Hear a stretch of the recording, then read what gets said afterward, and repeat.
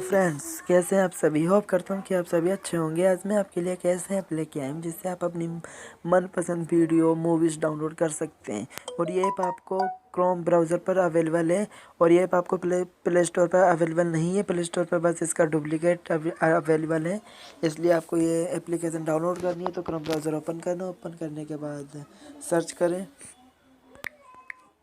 videoder APK download. फिर देखिए guys, आपको videoder video downloader for Android APK download पर क्लिक करना है। फिर क्लिक करने के बाद आपको ये डाउनलोड कर लेनी है। फ़िलहाल में मैंने ये डाउनलोड कर रखी है, इसलिए मैं आपको बता रहा हूँ। डाउनलोड करने के बाद ये आपको कुछ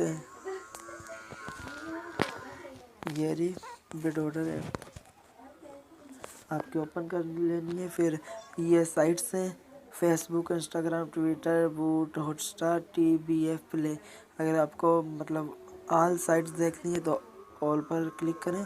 फिर आप देखिए गाइस कितनी साइट्स यहाँ खुल गई हैं। आप इनमें से कोई सी भी साइट्स पर चूज़ करें और आपका मनपसंद गाना, मूवीज़ या वीडियो डाउनलोड कर सकते हैं। ये डाउनलोड आपको सीधा गैलरी में जाएगी।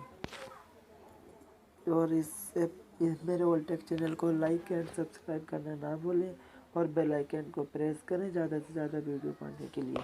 थैंक यू, धन्यवाद।